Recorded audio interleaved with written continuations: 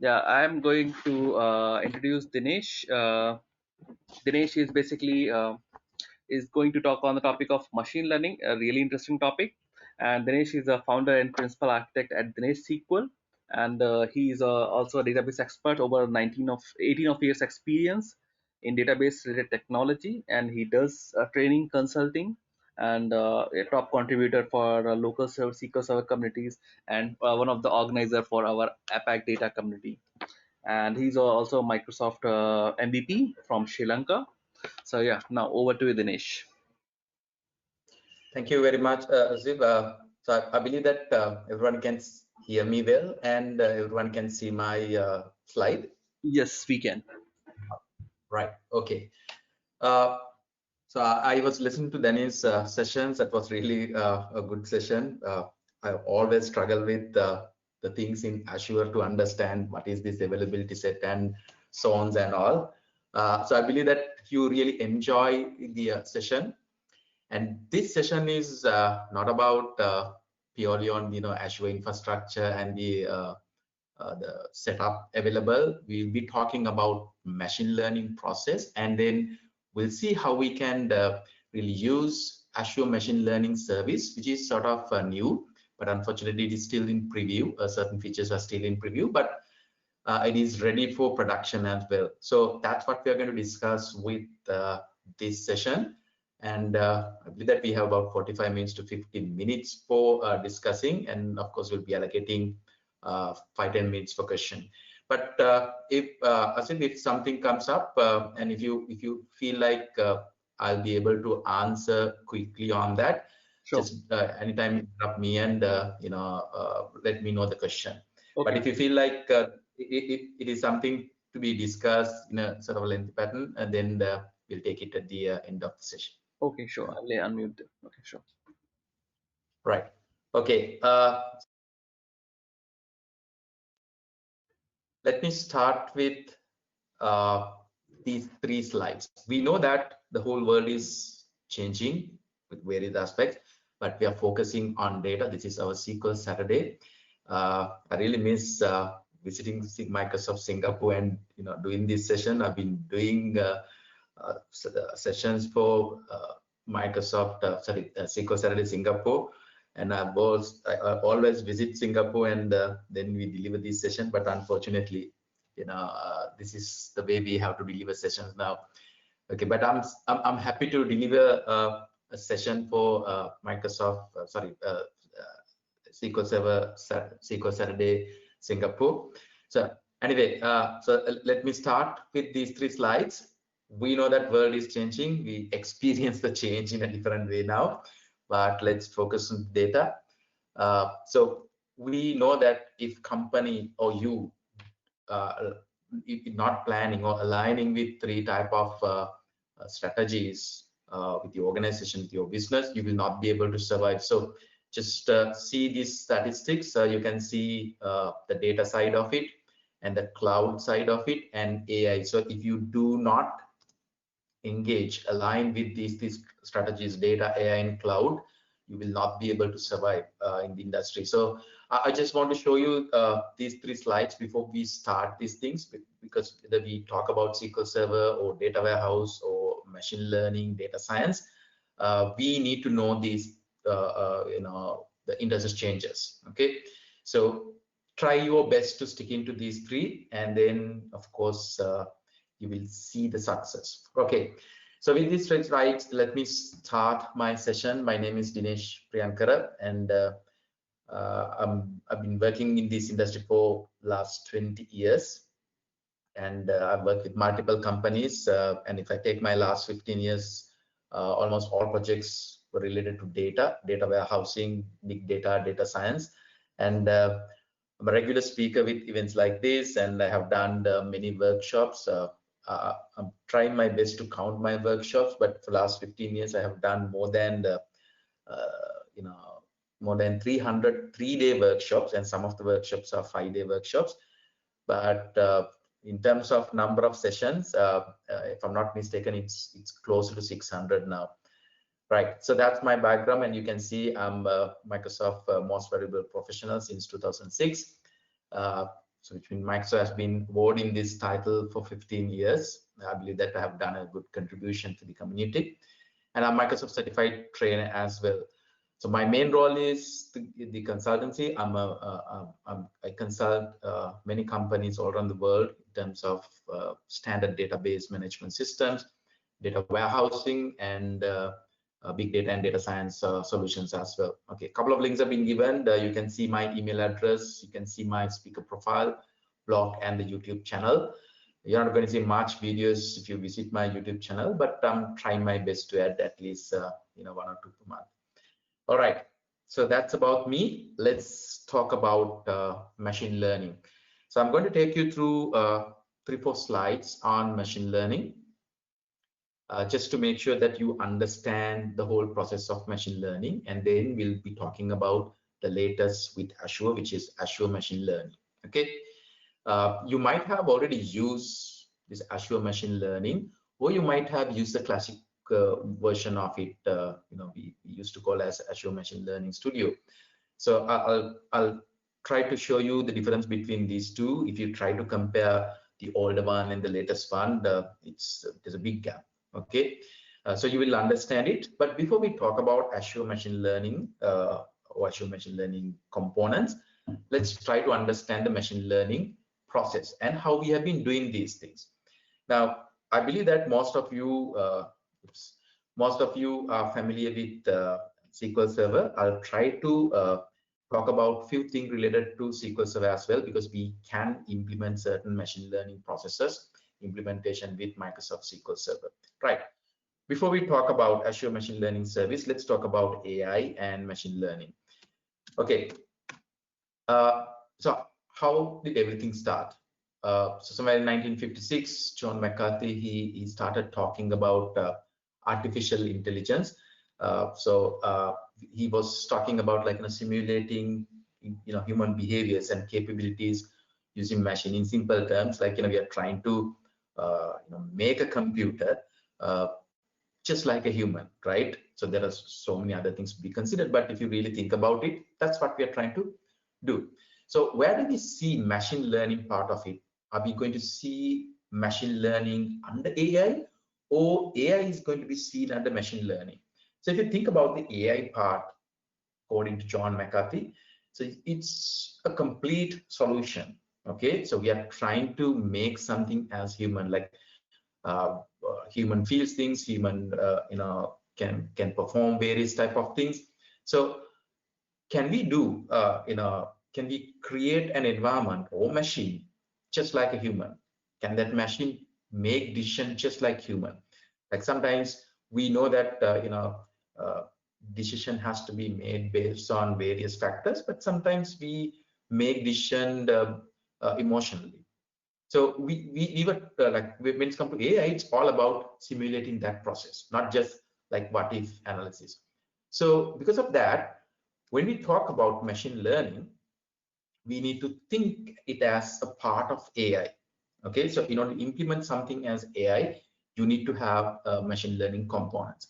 So that's why we discuss Azure Machine Learning sessions or Azure Machine Learning Service, or the components given as a part of this SQL Saturday event. Okay, right. So machine learning, again, the term it is from a gentleman called Arthur Samuel somewhere in 1959, and then his research or the paper was used by one of the companies for simulating some sort of gaming program, and that went really well, and then everyone started talking about machine learning components, right?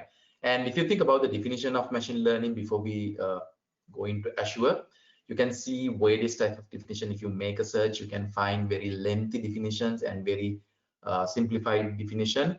If you see the last one in the slide, that's from Machine Learning MIT Press. It's from the book, and you can see that the goal of the machine learning is to program machines, the computers, to use experience or the example or past data to solve a given problem. Okay, it's all about teaching the computer or giving examples, making sure that the computer has experience, and once the computer has experience once computer has learned things, it is ready for solving problems or making decisions. Okay, so there are many things to be considered when we try to teach the machine. You should not cheat. Even the machine should not teach.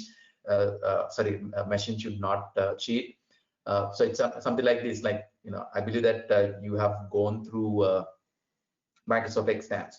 So sometimes, we go through brain dumps and remember the question and answer, okay, and then go for the exam, and then within a couple of minutes you can complete the entire exam. You can answer all the questions. Why? You know the question, you know the answer.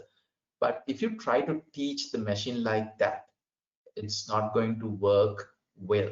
Okay, we refer this as information leaking, but that's beyond this session. But what I'm saying is, when you teach the machine, you must make sure that you teach with the right set of examples, and then you test the machine, test the knowledge with the different set of examples. Okay, why it is important? Because we need to make sure machine learns something, and then machine can solve problems or give solutions without aligning with the example he has learned, right? Otherwise, like, it'll be just the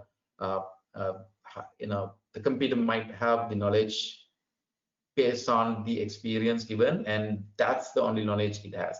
So he has not learned anything additional. We need to make sure it is not happening. So in order to do all of these things in a successful manner, we need to have a good environment. We need to have a very good environment for performing various type of things. And that is why we need the support from a vendor like Microsoft or platform like Azure, because we have been struggling to creating that environment for implementing our data science projects. Okay, let's try to understand the machine learning process, and then we'll talk about Azure Machine Learning. So if you think about Azure, simplified machine learning process, it's all about giving some examples. Okay, giving some examples to the machine. So we generally consider it as a training set. Now, if you have, let's say, 1 million records as your example set, or the observation, or your data set, you'll be taking a part of it and then give that part to the machine. So, and we know that when we get some data from various sources, specifically on OLTP sources, you'll be getting some odd, noisy, problematic data, right? So you need to fix those things. That's called pre-processing. So as a part of that, you'll be doing data profiling just to understand what is this data set, and you will make some changes to data set. You'll be seeing operations like wrangling, cleansing, or this is just like a normal ETL process. Okay, so we have to struggle a lot with this. Okay, and we need a good set of tools for doing this, and we need to have a good set of infrastructure as well. If it is a standard, let's say, simplified data set, we can call this a structured data set. The structured data set, then I might be able to use my laptop for processing it. But what if we are trying to use set of images, set of audio files? If we have 1 million audio files, I might not be able to use my machine for pre-processing part or continue with my operation.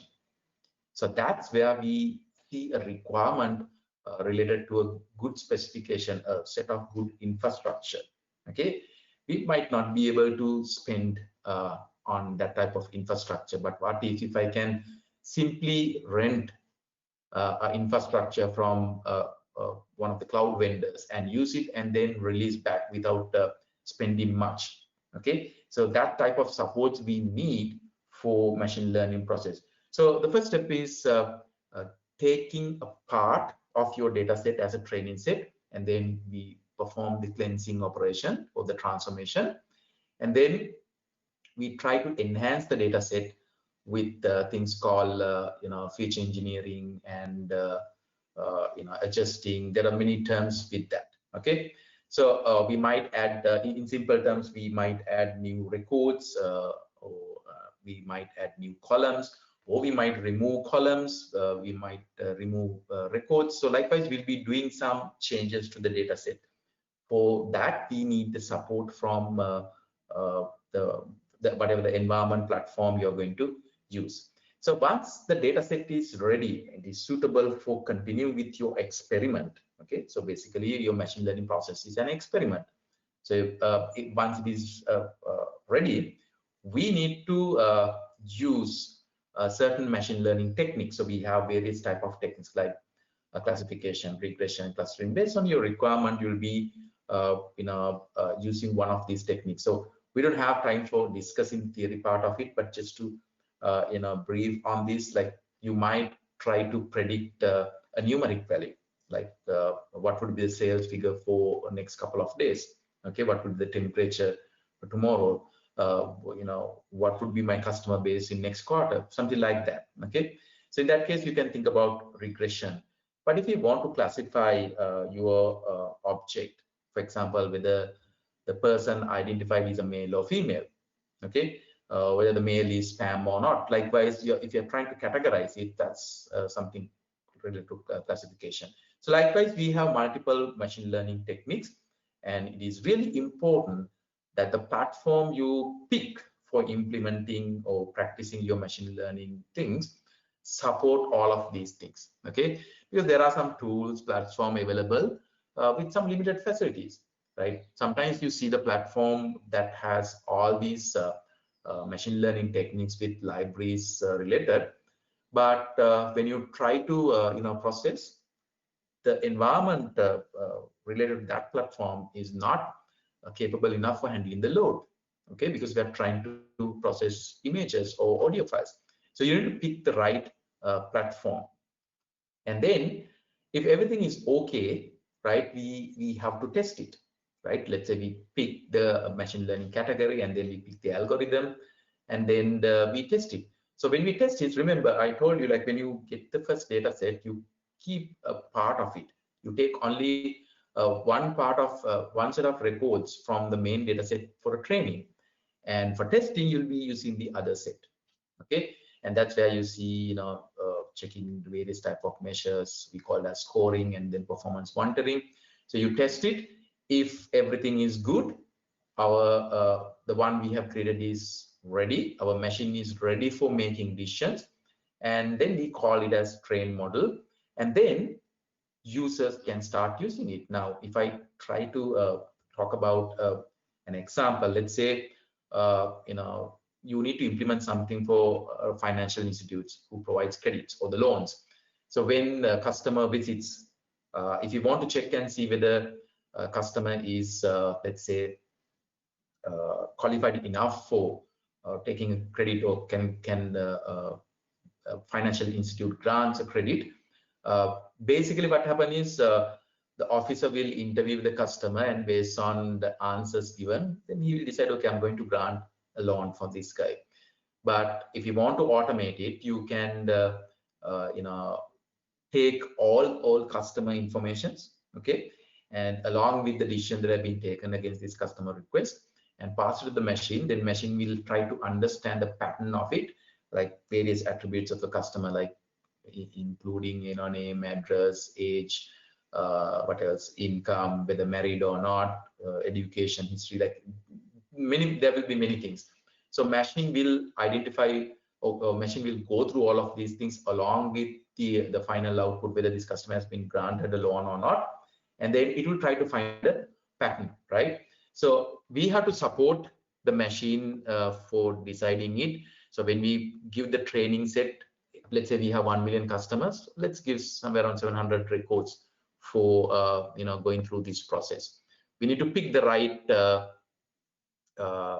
machine learning techniques. You might select something like classification, because all we want to know is whether the customer is qualified or not. So something like yes, no answer. So it's going to be a classification, and once everything is ready, we can test the the code experiment we have written with the rest of 300,000 records. If it is good, then we can convert the whole thing into sort of compile object we call as train model, and then we will have it. So whenever a new customer visits the financial institutes, we take the inputs and pass it to this, and then a model says, okay, go ahead and grant the loan. Or it might say, no, there's a risk factor with it, so don't grant. So this is a simplified machine learning process, and I try to explain it with an example. So we need a really good environment for implementing these things, handling pre-processing or the transformation, performing dimensional reduction type of things, so the feature selection, feature projection, and there are many things with feature selection and feature projection. So we should be able to perform all of these things with the platform we pick, and the support on various type of algorithms or machine learning techniques. It should support testing. It should support comparing multiple tests and then pick the best. Or it should support us to picking the best by recommending things. Okay, and at the end, if everything is okay, we should be able to publish it. We should be able to open it for users. So we need to have one platform supporting all of these things. Otherwise, what will happen is you will use one platform, one technology for pre-processing, another platform, another technology for implementing your experiment or training the machine, another platform for testing, another platform for deploying.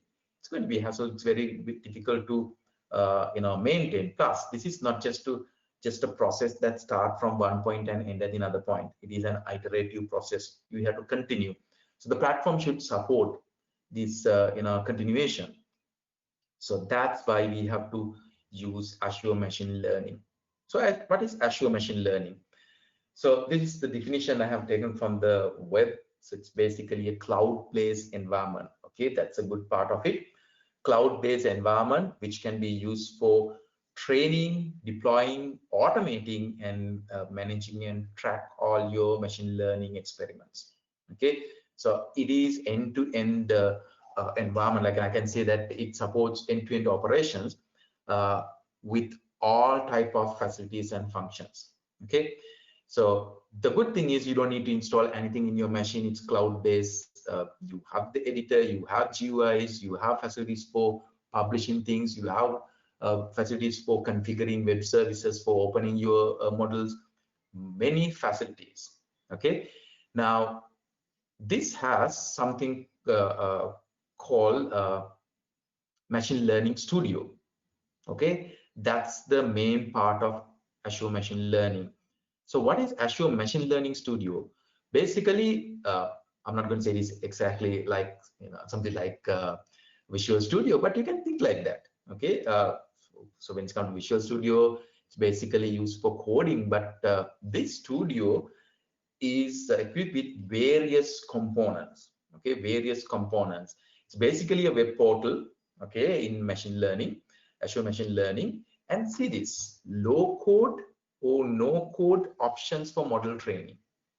What it says is Azure Machine Learning or Azure Machine Learning Studio, which comes with Azure Machine Learning, allows you to create your trainings model or perform your experiments by aligning with your traditional way, which means like you will be opening an environment for coding. In most cases, we use either Python or R, and then we test using codes and then publish it.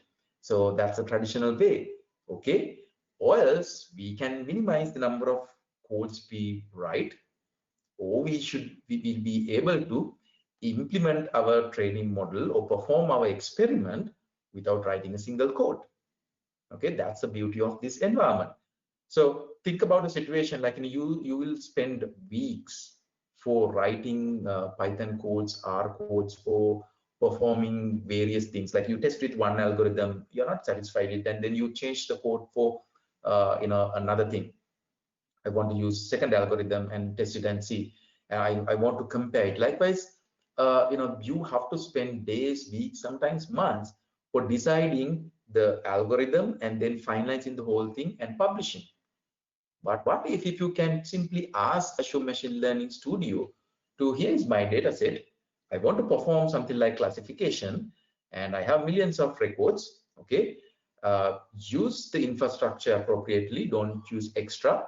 Okay, use the infrastructure appropriately, and try to propose something to me.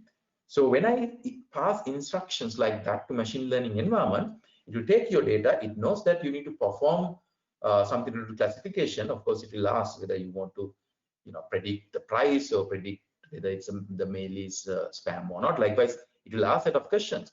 But once this environment has everything, then it will start processing your request. So it will take your data, it will make changes. There are many different type of changes. Remember pre-processing part, dimensional reduction. Likewise, there are many operations. So all the operations will be automatically done by Azure Machine Learning Studio, and it is not going to just check with one algorithm. It will check with multiple algorithms, and it will compare. At the end, it will tell you, here I'm done with this, and this is the best algorithm you can use for implementing this. It is not just saying it. It will say, okay, these are the matrices and or the measures. Go and see. Like for example, when it's come to classification, we have set of measures to be, to check and see whether the experiment is really good or not. Things like, we check, something called ROC, and then true positive, false positive. Like there are many things. If it is something like regression, or you're trying to predict a numeric value, then it will be, that there will be measures like we call this as a coefficient of determination, the RMC. There are many things like that. So you can actually go through all of these things and see whether the recommendation given by Azure Machine Learning Service is good or bad. Okay, so that's a good part of it. We know that we had Azure Machine Learning Studio, right, or the Machine Learning Studio, which is now marketed as Classic. So what's the difference between the older one and the latest one? So the left side is the latest one, right side is the oldest one. Now, earlier we were limited with certain set of compute environment, right? We couldn't do much. But with Azure Machine Learning Studio, the latest one, we can create various clusters as we want. And all these clusters supports CPU and GPU. That's the best thing. Earlier, we didn't have support on GPU. Okay. There were certain ways of implementing it, but here we have CPU and GPU, and we can actually create multiple clusters. We have compute instances, compute clusters, inference clusters, attached compute. Let me just explain certain, these four compute instances. Now, let's say you want to do an experiment. We are not going to use these, automated facilities. All you want is get some data set into your environment and then write some Python codes using your favorite Python editor. Okay, it can be Jupyter Notebook or something else. So that's the whole thing you want. Now, if you want to do it in your machine, what you have to do is you have to download all the software and then install everything and then start working it. Now, sometimes you get issues like Python versions are incompatible with what you had installed before, and sometimes what do you call, your folder settings are not going to work with the installation you made. Like you will be experiencing many things. And other thing is like the processing power. You might not have enough processing power in your machine, but you can simply go and create a compute instance. Okay, again, you can decide the spec based on the amount. You can decide the spec, and then you create the environment, create the cluster. Okay, so once it is basically, you can consider as a machine. So you create the machine, and then that machine can be used for performing your experiments. That's compute instances. Compute cluster is all about training. Now, if you try to train the machine on certain data sets, which mean applying, remember, pre-processing, feature engineering, things like that, you need to have a set of good machines, basically a distributed environment with multiple nodes. I might use one machine, I might use 20 machines. If I have a requirement like that, then I can simply use compute clusters.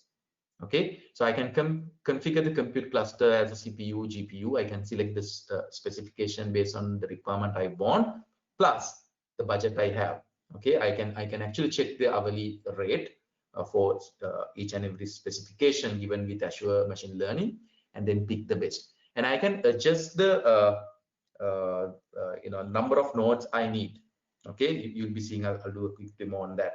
Then we have inference clusters that's complete for deploying and publishing. You can make things available for users through APIs. And then we have attached compute. Sometimes rather than creating a compute environment in Azure Machine Learning, we call it as workspace, or you can consider the environment.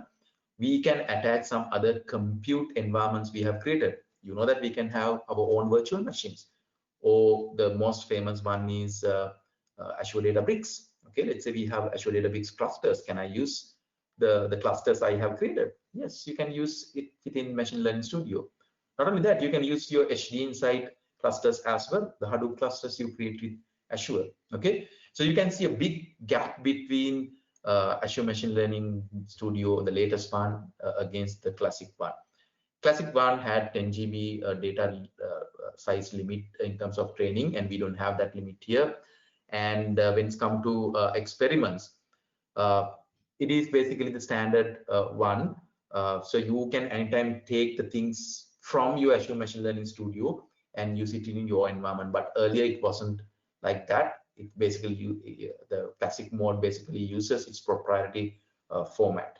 Okay, and we know that we always try to align with best practices.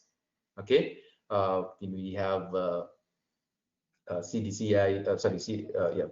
continuous integration and deployment, and we have various practices in terms of managing codes, working with the team, and the latest mechanism for handling projects. So can I align with these processes? Yes, Azure Machine Learning Studio supports. And the best part of this is, as I told you, I can use something called automated machine learning, or auto ML, for making most of the things automated. Okay, right. What are the things we see with Azure Machine Learning Studio? We have mainly three sections. Okay, author and assets and manage. Under author, you'll be creating your notebooks. You'll be creating pipelines for automated machine learning. That's where you see the designer like drag and drop and create something. We have a section called assets, where we maintain the experiments, data sets, pipeline, your endpoints, publish models. And then finally we have an environment called, or section called manage, where you see all the compute clusters you have created and some data stores you have uploaded. And it has something called data labeling as well. Now remember, when Microsoft introduced the latest Azure Machine Learning environment, or the platform, or the workspace, okay, there were two editions, basic and enterprise.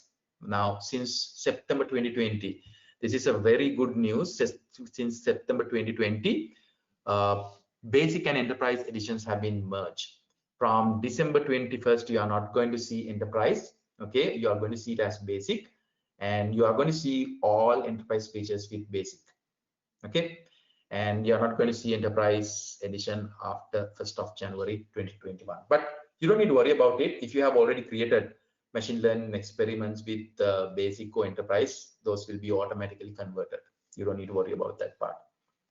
Right, how do I start all of these things? I'm going to do a demo, but before that, the first thing is I need to create an environment that is called as workspace. Okay, that's called as workspace. I have to select my subscription and the resource group and the workspace name, and then of course the standard things like region. You have to create a storage account with every workspace you create. Okay, it's going to be a blob storage, and then the key vault for maintaining all the sensitive data. And if you want to monitor things with application insights, this is required. And the container registry, it's all about getting dockers attached, things like that, but it's optional. You can just select none and continue, but other things required. So that's the first thing. You need to create the workspace. Then you can create your clusters. So you will be creating compute cluster or compute instance. As I told you, compute cluster for training. Okay, so you can see CPU and GPU option is available, and large number of specification for selecting. Okay, and then compute instance for getting a machine created for you for performing your own experiments. Like I have a code to be written using Python. I prefer to use Jupyter Notebook. I want a machine. So this is what you have to do. You go into the workspace and then launch the machine learning studio and select compute instance and pick the spec you want. So when it's come to compute instance, it's a pre-built machine, right? Okay, you can think like that. Then you have notebook designer and various other components, right? It's time for demonstration. I'm going to open my browser and then log in into my Azure portal. Right, let me go into my portal.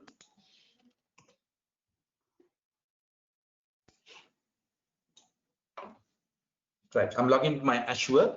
I have created all of these things because it takes time for creating clusters and everything. Okay, sometimes in order to run something, it will take, like specifically Azure automated machine learning process. It takes at least 10-15 minutes. Sometimes generally it will take hours. Okay, so we don't have time for demonstrating the full cycle, but I'm going to show you the components of it, and then I'm going to show you how to check it.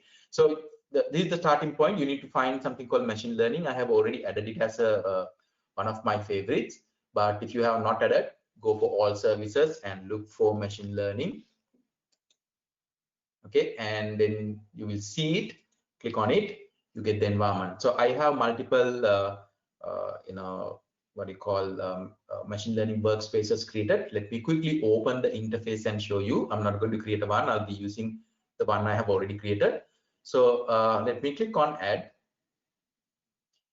So when you click on add, you get the interface. So it's all about the subscription and the demo. Do I have anything called SQL Saturday? Yeah, so I can select this and then I can give a workspace name. Let me say SQL Azure Machine Learning Workspace 101. So and it will create storage accounts, like it will give names storage accounts. It's always better to give your own name. So always click on create new and give an appropriate name rather than just picking the default name. Because for example, if you open the Azure storage environment using what you call let's say Azure Storage Explorer, you can actually see this. Okay, I'll show you the one that I've been already created for my workspaces, right? So anyway, so you have to give a name for this, give a name for Key Vault, and then application insights, and then click on create and review and create and get the workspace created. Okay, so once it is created, you can go into it.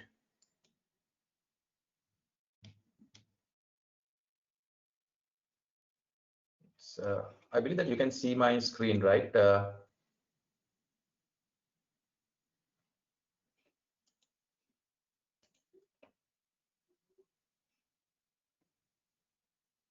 Asif, can you confirm, like something happened to the screen? I just want to know whether you see. Your mouse was right? yeah, it is okay. I think your mouse was moving, but I think it's stuck now. Yeah, we cannot. All right. Okay. Right. So let me continue. So this is my machine learning workspace created. So when I open my workspace, I see standard set of menu items. This is what you see whenever you create the what you call Azure resource.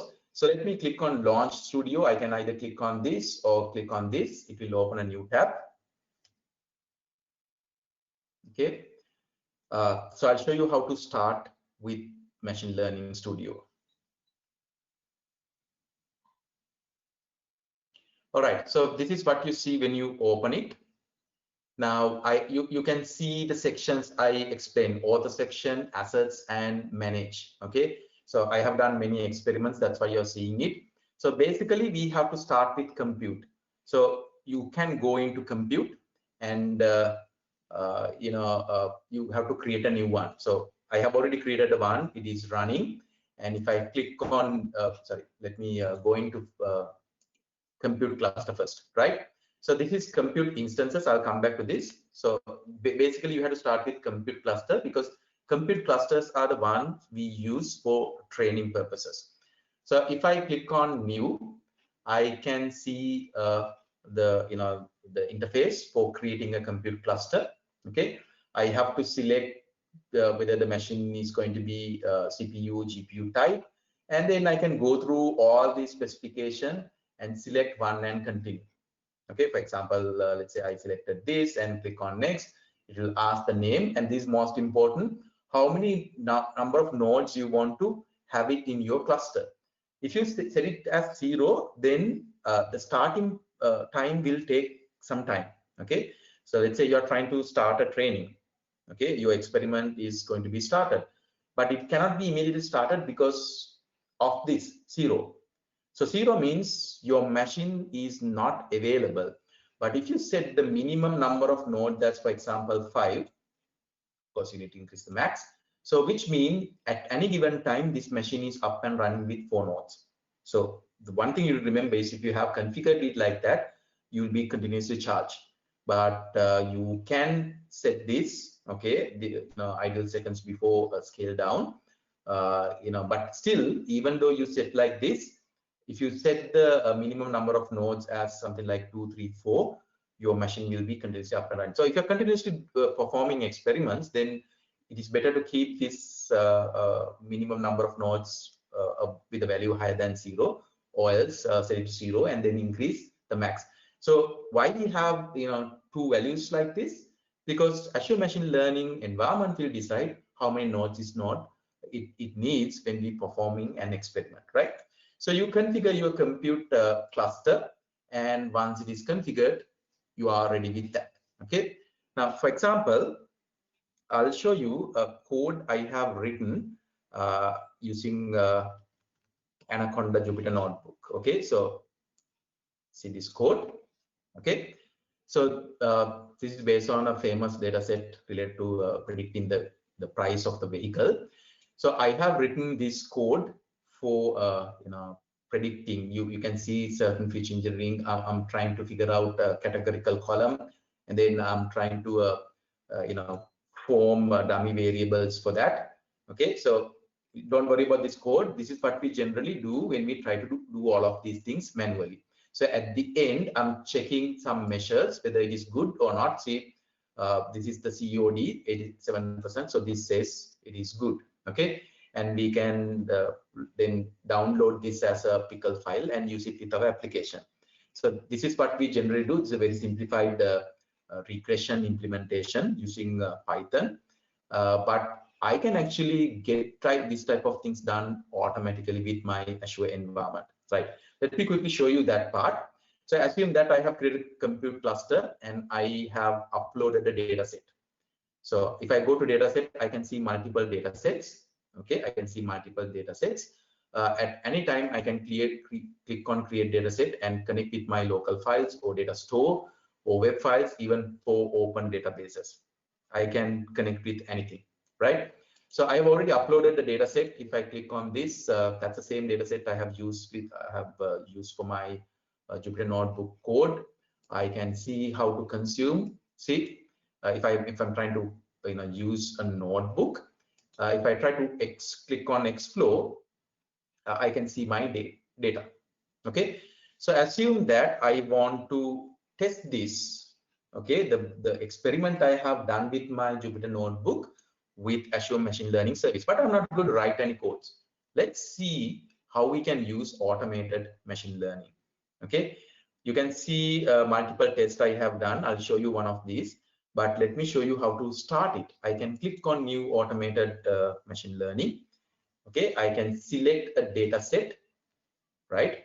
And I'm going to say, okay, this is the data set I want to check, and then click on next, right? And I have to give a name. So I'm going to say experiment 101 and target column. Remember, automated ML supports 3 types of machine learning techniques. You're going to see it with the next screen: classification, regression, and time series. Okay, not all, right? But that's totally enough for most of our programs. So target column, I know that price has to be predicted. Okay, and compute cluster, I have a cluster. Okay, that's what I have created for training, so I can use it. That's the first screen, right? And then I can click on next. Oops, sorry, what happened to my name? Oh, sorry. Let me select create new one. I made a mistake. So experiment 101 and price and computer. Okay, so let me click on next. Right, so it asks whether I want to perform classification or regression or time series. So predicting price is regression. So I'm going to pick regression. I can simply click on finish and ask this guy to continue, but I can actually check how it handles things. I can see view additional configuration settings. Click on it. You can see the primary metrics to be checked. Let me say R squared, right? That's what I want to check, because basically this talks about the explain or like an explain variance, or I can say the power of my model. And if I click on this, this shows all the algorithm it tries to use for testing this. But if I know that, okay, I don't want to use KNN, right? I don't want to use, let's say, something like this, right? I don't want to use elastic net. Likewise, I can simply instruct this guy saying not to use these things, right? If I do not set exit criterion, right, what will happen is this training will take hours, okay? But I can say minimum is 15 minutes, or I can say 1 hour. So after 1 hour, you have to stop and then give me the recommendation based on the time you spend. Okay, right. And certain validation, you can simply accept the default and then click save, right? And you can set featureization setting as well. All right. So this allows you to decide, like you can decide whether you are going to add all columns you have, all the fields you have. For example, I don't like this. I can say, don't take it. I can say make, right? It's sort of alphanumeric. I know that this should be a categorical column. Basically, when you set it as auto, it should pick it the right feature type and then do the needful. But sometimes it is better to pick it. So I'm going to say this is going to be categorical. Now, let's say fuel type. Imputation, right? Imputation is all about what we have to do for missing values. When you get a data set from your source, there can be certain values missing, right? I can automate it. Now, this is something we do with the code, right? I can replace missing value with average, that's mean, or the most frequent, or the median, right? Or fill with some constants value. I can set these things, okay? Or else I can ask this guy to check the best and do. It's not something like we randomly pick. Like if the what you call distribution of this particular column, in this case, let's say fuel type, the distribution is normal, then we will be using something like mean for replacing missing values. If it is skewed, then we have to use something like median. So we have to decide. But you can actually let Azure Machine Learning environment for deciding. So once everything is done, I can click on finish. So it will start, but it will take long time. Okay. So once I'm not going to click on finish because it will take at least 15 minutes, but in most cases hours, because it tests many things. So let me show you something that have been already completed. I can click on this run 55 based on this experiment. So you can see multiple runs, like I can continuously run. So I can click on this and see the output. Okay, so you can see it says voting ensemble is the best algorithm for this, right? And you can see R squared is 85%, which is a good one. I can actually check other metrics as well. So basically we check RMC, which is, where is it? Normalized root mean squared error. I can see that as well. I can see this is RMC. Okay, and what else? I can see many explained variants. This is something we really focus on regression testing. So I can see all of these things. All right.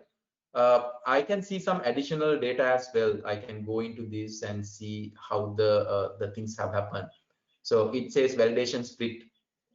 Remember splitting part, taking part for training and taking part for testing.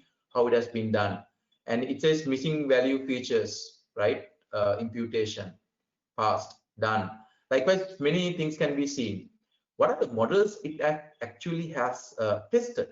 I can see how this guy has tested my data set. Okay, so if I'm trying to go through R squared or COD for my regression experiment, I can see this has the highest 85%, but there are some other things as well. Okay, there are some other things as well. So sometimes we use random forest for regression, so you can see the COD for this. So likewise, it has gone through multiple algorithm and tested all possible ways of creating the best model. Okay, so if I'm okay with this, I can publish it. I can let me go back to this. I can select it and publish it. But let me to save the time, I'll show you something I have already published. If I go to models, you can see certain things I have published. And these published items are available as endpoints. Okay, you can see endpoints. So when you publish, remember you need to have inference cluster, but you can actually publish without inference cluster. Basically, inference cluster, you can pick Kubernetes containers for publishing it. Now, for example, this is a published endpoint. If I click on it, I can see certain details. Hello, did someone say something? No, right. Okay. Right, I know. I have 10 more minutes, so I'll try to finish my demo within 5 minutes, and then we can go for Q&A. Yeah, thanks. Right. Okay, right. So how can I test these endpoints?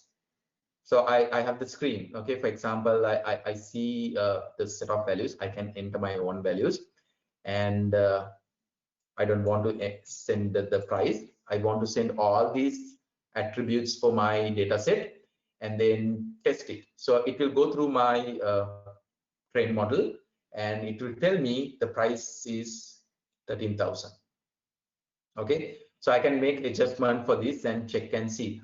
So this is how you test the publish model, but I can actually go through consume and see how can access programmatically. Okay, using token, using key, I can get the keys generated. I can simply see the C# code, Python code, R code.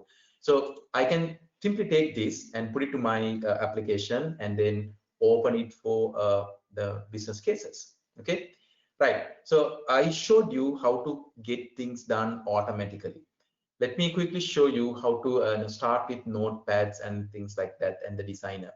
So if I go to a notepad section, I can see all the notepads I have created. For example, here I can see multiple notepads. And if I click on this, it shows a similar code I have written. Okay, it shows similar codes I have written. So this allows me to execute Python codes using my compute instance, right? This is my compute instance. Earlier it was the cluster, but this is compute instance. So I can create new files. For example, I can click here and say, in the folder, I can say create new file, and I can create a notebook file. Okay, and then I can test it. So this is how I use the notebooks, but I can go into designer and do create my experiments using graphical user interface. So graphical user interface is something like this. Let me open this and show you. I can simply do drag and drop, okay, and perform things. Create the flow, saying get the data from this, and then perform cleansing, handle missing data, then split it, and use one of the algorithm, test it. Likewise, I can configure the entire flow, and if everything is good after testing, I can publish it. Okay, so this is a good interface if you want to create your machine learning model without writing codes. Okay, right. Just to summarize what I showed you, you have to start with the workspace, and then you need to have multiple clusters based on the things you are going to work with this. So generally, we need a cluster for training. So in that case, you'll be going, will be going for the compute environment and create your cluster. And after that, that cluster can be used for training. If you're trying to write your own codes using your favorite tool, then you need to have compute instance, get it created, then you can start with notebooks. And if you want to completely automate the whole thing, try with automated ML, and then check the output, pick the best, or align with the recommendation given by Azure Machine Learning, and then publish it. Okay, right. In addition to that, there are much more things, pipelines and aligning with some processors. There's something called TD. I cannot remember the term, but there are best practices. Like generally we use ChrisDM. So just like that, we have a new practice for machine learning. You can use that environment or that practice, or you can actually align with those practices when you are using Azure Machine Learning. All right. So it was a quick demo, and that's what I wanted to show you. So now, if you have any question, we can go through the question. Hi everyone, thanks Dinesh, really nice session. Hi everyone, if you have any questions you may put in chat, or you can raise a hand so I can unmute yourself to ask the question.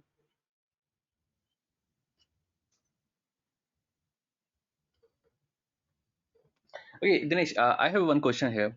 Suppose your Yes. compute node is like, it's like I'm running on the 4 nodes, and it's like my data is more and I need more, so how can I scale the nodes, compute nodes, like suppose 4 to 6? Okay, so this is what you need to consider. Like, let's say you are trying to train the machine with large number of records, and most of them are unstructured. So in that case, it's always better to pre-configure your machine with the range, like let's say 5 and 20.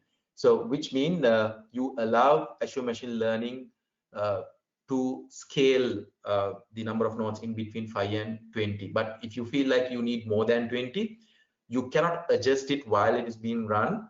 You have to stop your experiment and then go back and change. So the best practice is you have to know like how many nodes you need based on the specification you use for creating your cluster, and then set the max.